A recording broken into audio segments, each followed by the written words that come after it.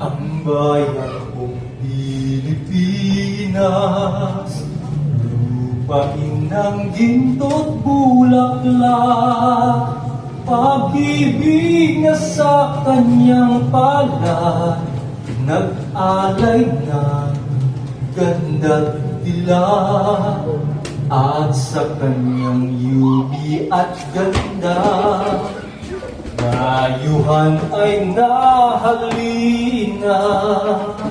Bayan ko, binihag ka, nasadlak sa dusa.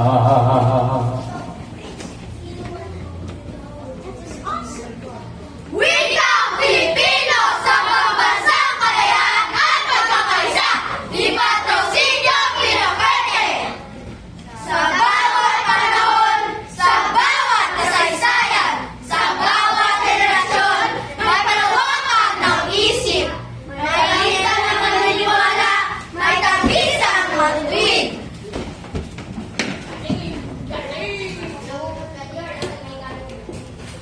Maging ito'y magbunga ng tuwa, ng lungkot, ng galit. Sila-sila'y nagtatagpo, kayo-kayo'y nagpaparkat. Isang diwa ang nagkasya, isang wika ang ginamit. Wikang Pilipino! Wikang makadiyos, wikang makabayan, wikang makatao, wikang maglalagos sa isipang mga bansa. Mga bansa! Wikang nanonood sa damdamin ng malupa.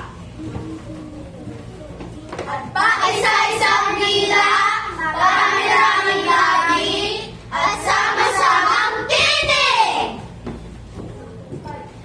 Bumubulong, sumasatsat, humihiyaw, nangangalit. Nagigikalayan! Palayahan! Katarungan! Hanggang saan sukalin? Hanggang kailan buhayin? Hanggang kailan aangin? Layang mangusap, layang sumulat, layang mamuhay, layang manalig, layang umalakhak, ha! Layang mangarap, layang magimagsik, magimagsik, magimagsik, magimagsik! Umaawit, umuhuli, umaawit. Dahil sa malaya, dahil sa wika, dahil sa lakas.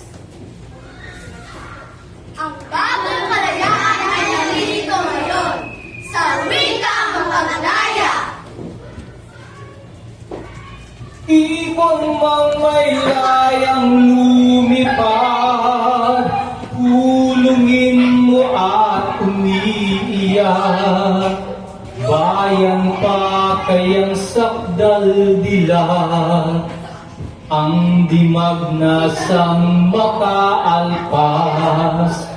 Pilipinas kong minumutya, hugad ng luha at dalita, aking adhika, makita kang sakdalaya.